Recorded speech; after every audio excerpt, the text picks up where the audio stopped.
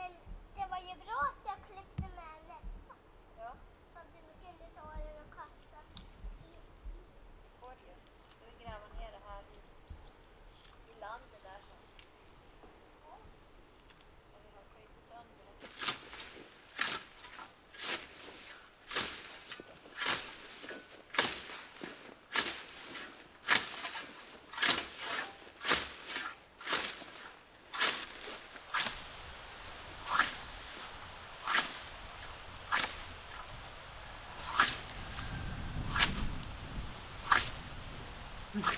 We have gotten the shelves inside our fridge and it looks really good. Now we only have to move everything from the other room into this room. And me and Ivar is going to start with that now.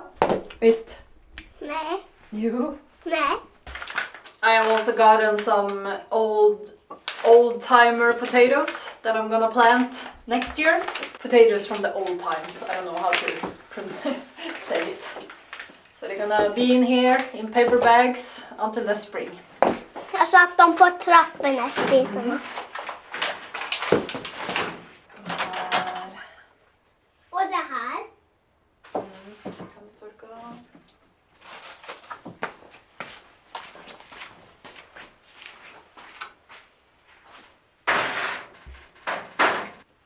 Jag kan bara sätta den på vilken hylla som helst så bestämmer vi sen vart den ska stå. Jaha.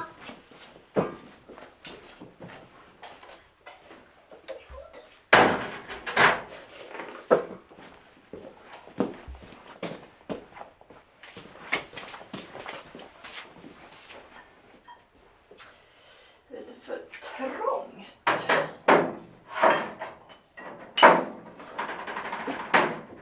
You ever had the dilemma where, oh, I will label this later because I will remember what it is. I have now 3 jars. That's gonna be a surprise later on.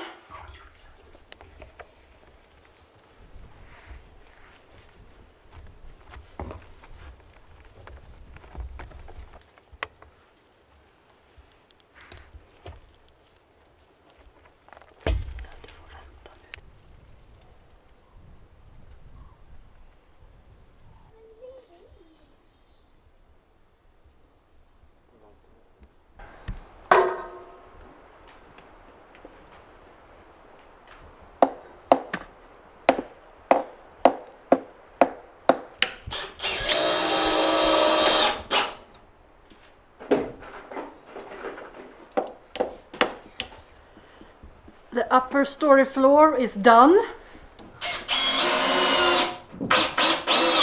Ready to move in. Neighbors' tomatoes becoming tomato sauce.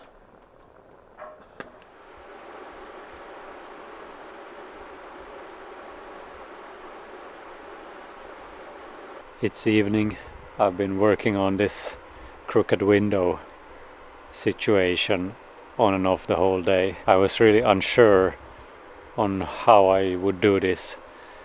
I got some comments on the last video that I could just cut away from the one side the logs and then put them on the other side, and that's exactly what I have done. So if this for some reason is the first video you watch of our videos, then you need to watch the previous video in order to understand what the problem was here.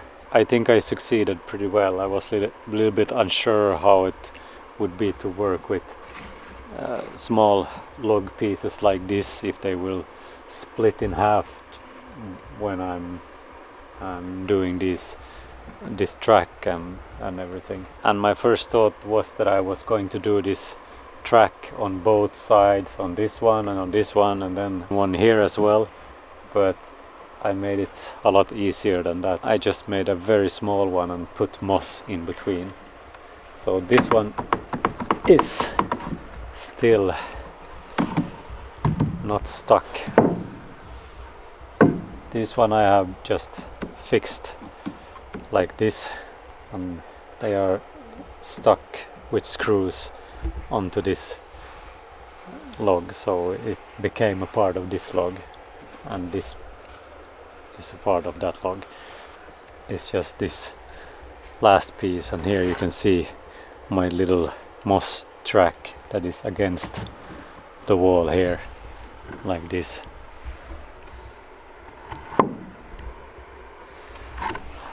And then the moss track underneath. So this morning I was very unsure on how I would do this, but I basically just started, put the chainsaw into the wall, and the way it was going to be done revealed itself. And I'm happy with this result so far. Now it's just missing the goat piece here, and also on this side I'm gonna make a track here in the middle and put the goat over there as well.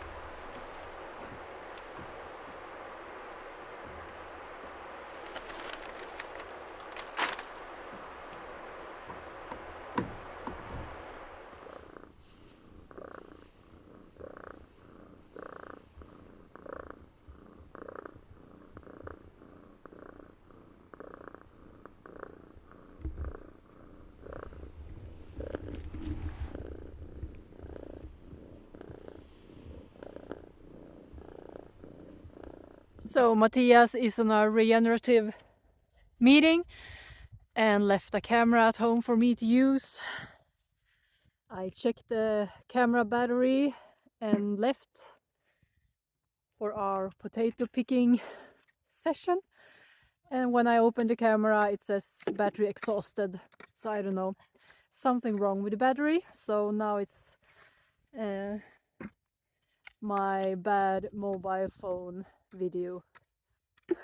Yeah. So me, my mom and Ivar is alone home, and we are picking the potatoes, or some rows at least. And it's quite fun to see how much we have gotten.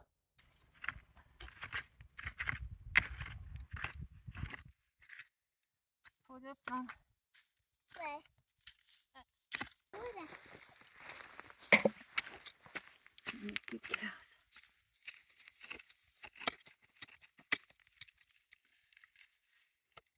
Måste det ha varit någon pärla här?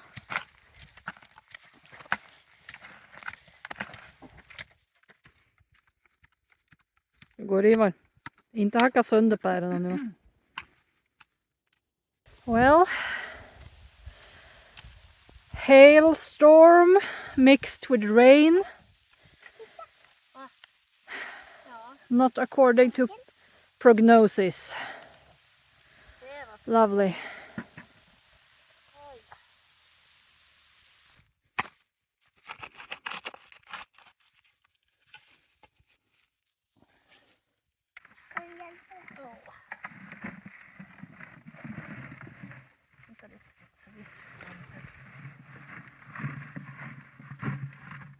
Nu gör de mera. Gött.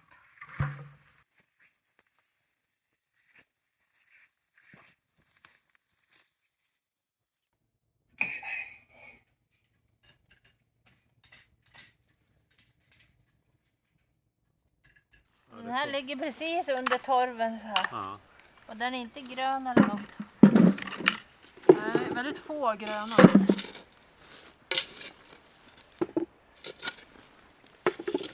Oj, där var Men några gröna pärlor. går väl att ha som sätter här? Ja.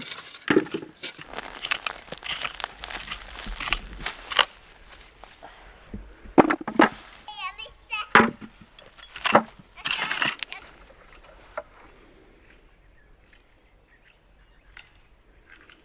12 kilos.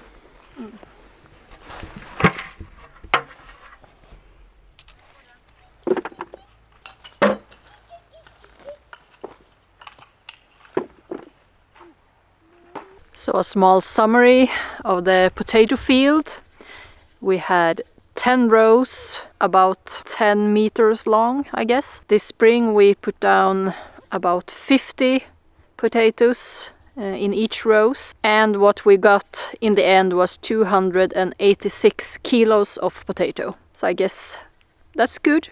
I bought 2 new kinds that we haven't tried before, and one of those kinds gave the most. It was like 36 kilos from 3 kilos of seed potato, if you can call it that. So all in all, if we split it in 5 persons for a year, we can eat 150 grams of potato every day. It's gonna be interesting to see how long they last. Titta. Varför spiller ni en massa krukor? Var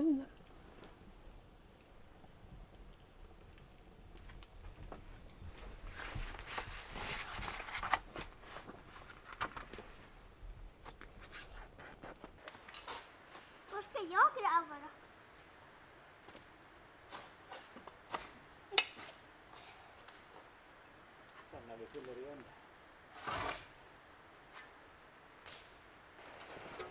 Nu är det bara en meter kvar. Jaså?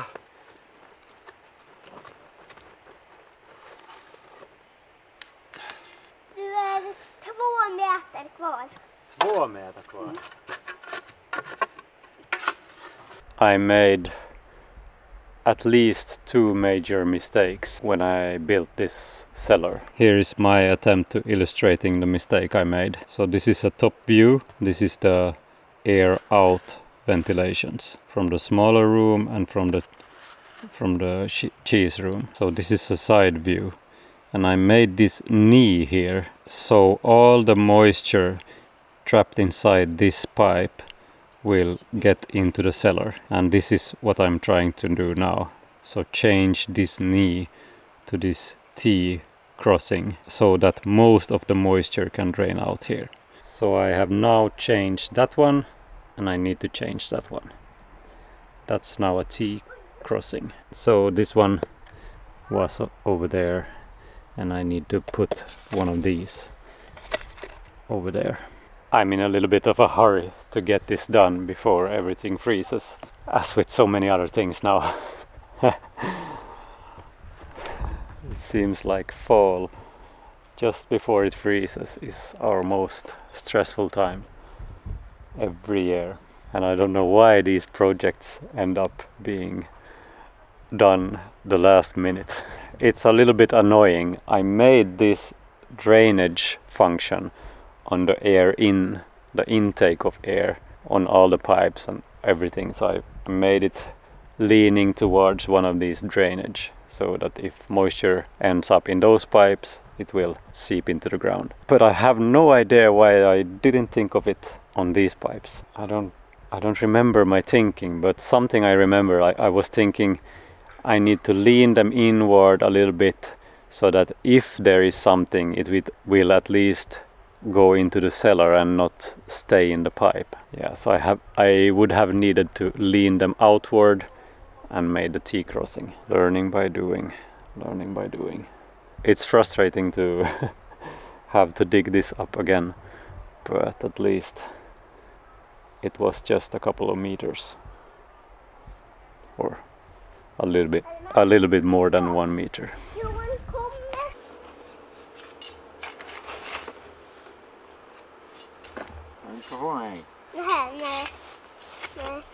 One of the things that happens is that when the warm, moist air travels up through the ventilation and then meets the cold air out here, in the pipes it starts to form frost, and it grows very much close. And then in the summer or in the spring, when it all melts away, all the water comes into the cellar, but now all the water will go down into the ground. But I will try to prevent the frost thing happening by putting some insulation on the pipes So I found this, I don't really know if it's enough or I don't know, but the thing that sticks out from the ground, I'm gonna build some kind of wooden box around so it looks nicer.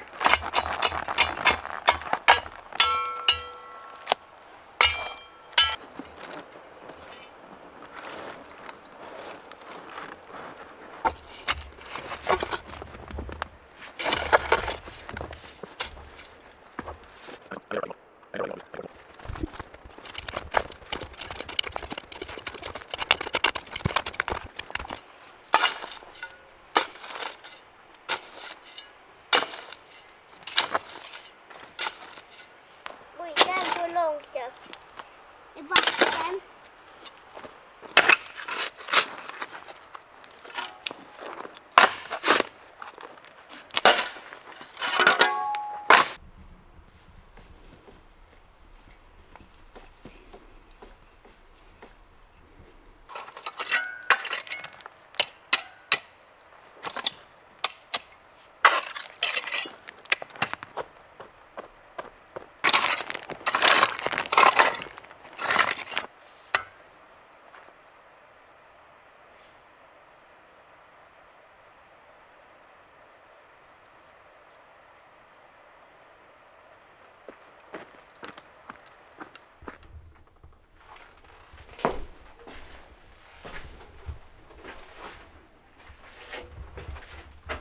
I'm really happy how it turned out down here in the cellar with the shelves that I ordered. It feels really nice that they are easy to clean and it feels very organized right now, so I like it. We still have some things to clean out from the bigger room and take the table out of the room. Prepper wise, I guess I still need some more jars in here, but I guess it will be an ongoing project.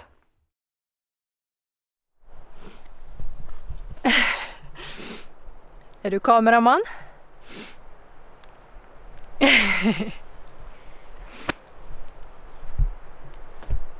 Filmar du? Du sitter fast där. Kom då.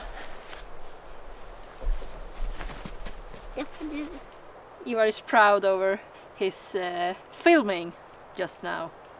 His first camera holding. Yay! Nu ska vi se om vi hittar några sista blommor här som vi kan plocka. Jag visade en spade.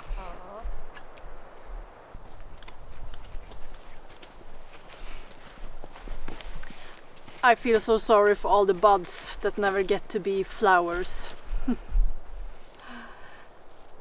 På ett lag och filma. Jag vill sätta dem här i Jag en vill vas. se.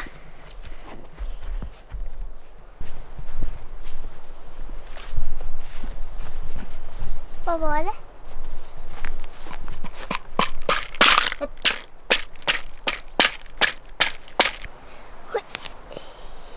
Oj.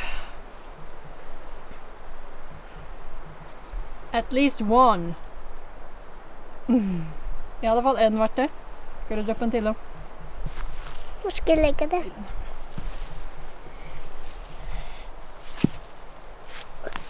Va?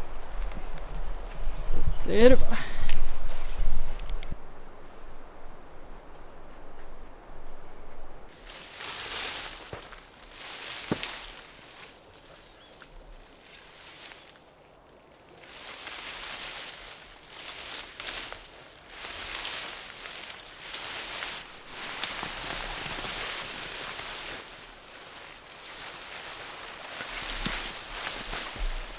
Man kan röra här i.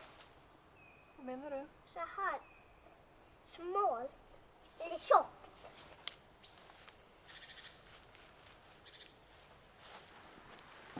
Jag kan dra upp lite mer imorgon. Vad ska jag gräva? The garden is ready for winter.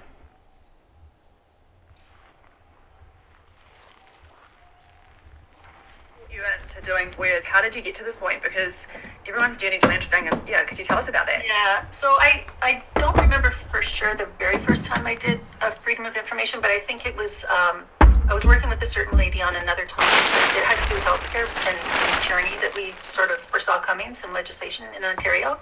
And I remember her asking me to do a Freedom of Information. So that was several years ago. I had never heard of Freedom of Information. So I guess I ended up doing one on that project. And over the years, I ended up doing a few on different topics. And I guess where I got used to doing them was with the water fluoridation topic, because that was what I had been focusing on a lot. How did you first learn about that? I think it was while I was working at the hospital. I worked for 4 years at a hospital as a biostatistician, and it was during that time, for me at least, like things like Facebook were new, and I was just being exposed to lots of new information that way. And I think I must have seen a documentary or something and found out about it. And so naively, in the beginning, I thought, oh, this is so ridiculous. They're putting hazardous waste in our water. I'll just point it out and they'll stop, right?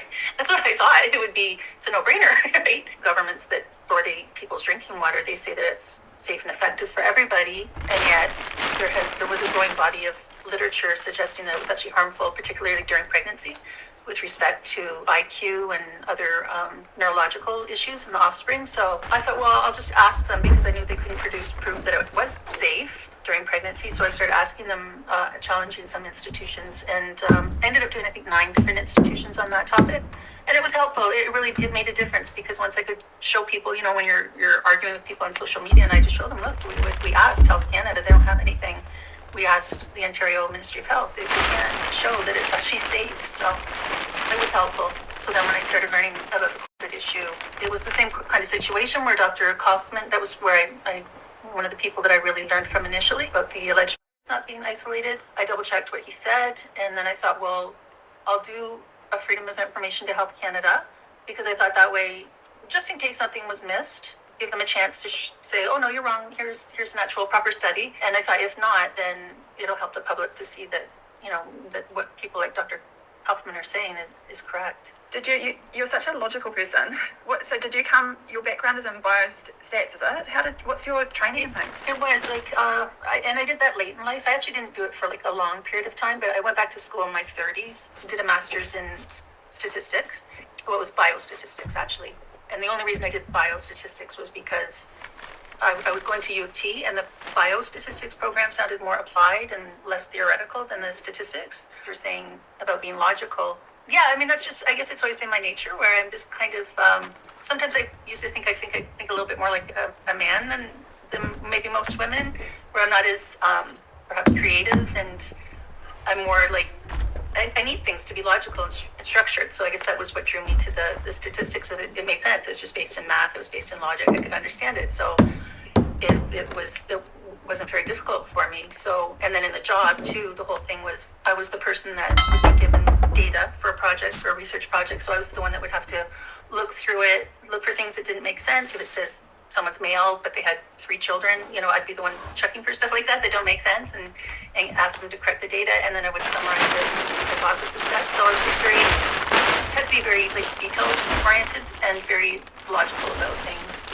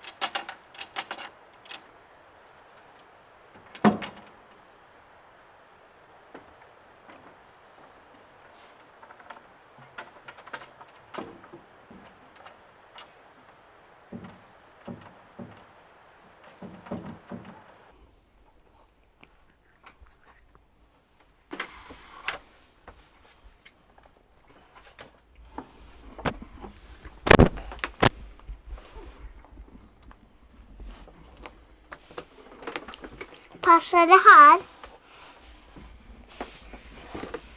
Det såg lite konstigt ut. Svansen får i halsen.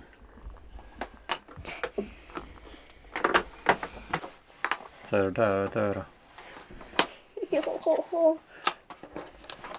Well, I think I'm happy with the window. It got centered. I was contemplating if I should leave it off-center for the historical value of the house, or how to say.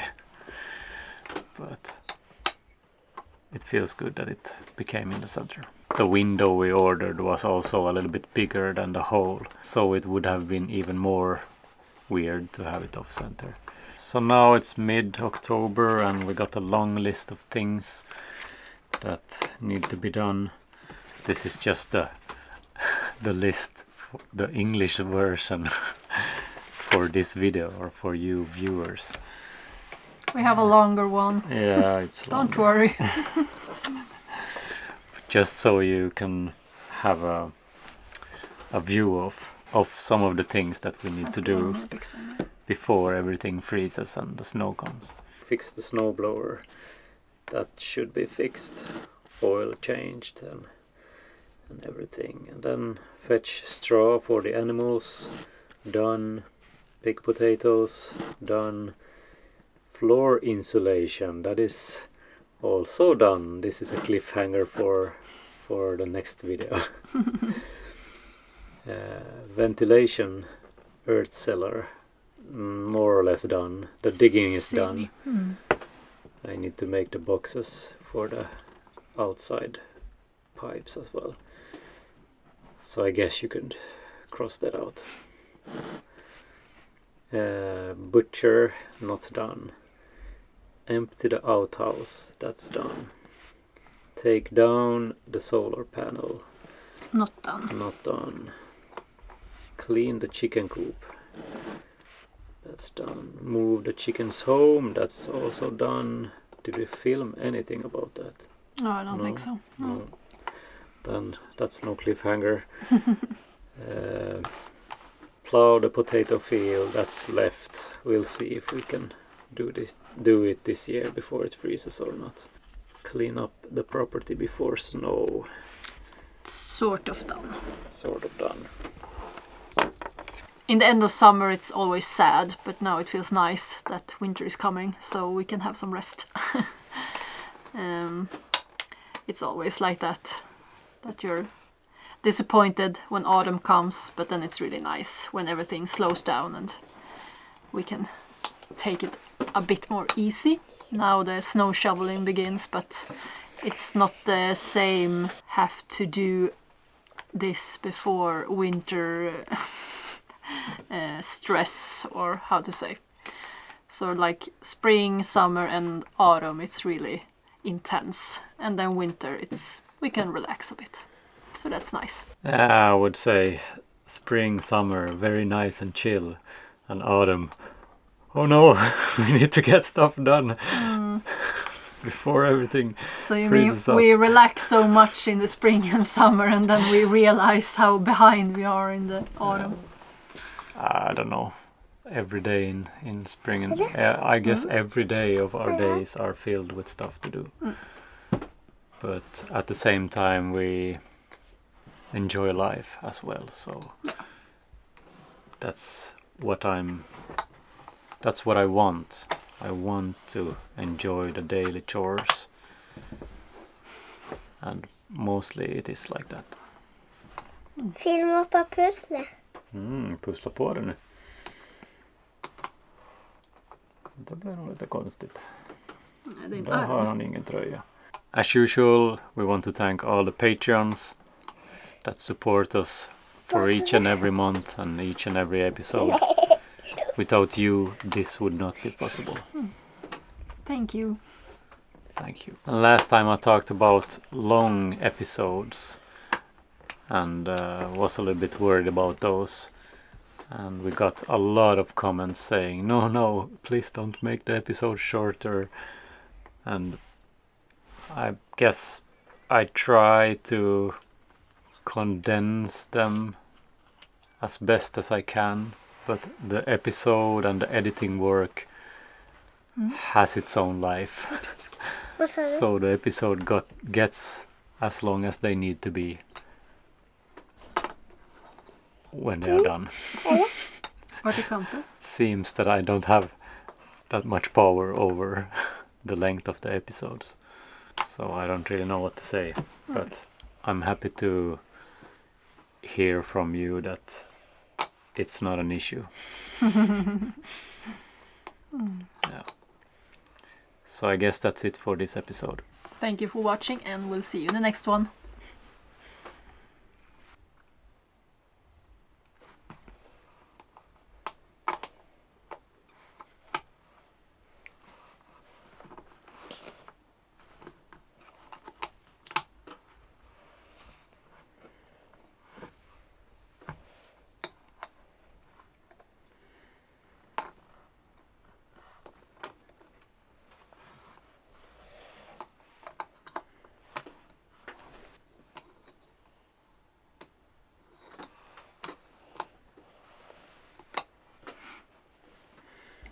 I guess it's his 4th or 5th puzzle today, so he's starting to get tired.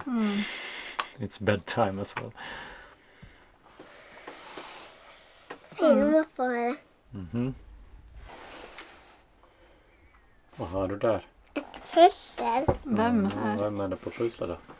Finders och Pettersson. Jaha, vad har de gjort då? Fiskat. Asså, fick de någon fisk där? Ja, de fick en val.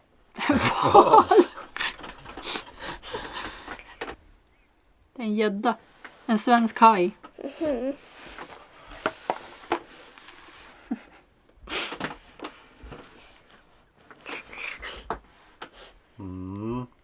De pusslar många pussel nu. Ja, det har jag. Have I ever told the story when a gädda bit me in the foot? You should not put your foot in the mouth of a gädda. Thanks for the tip. What's gädda in English? Pike? Nej, det är abborre. Nej, är det det? Let's check. Gädda. Hauki. Gädda. Pike. Jaha, vad är abborre då? Perch. Perch. Abborre. Perch. Perch. A pike. A pike bit me in the foot.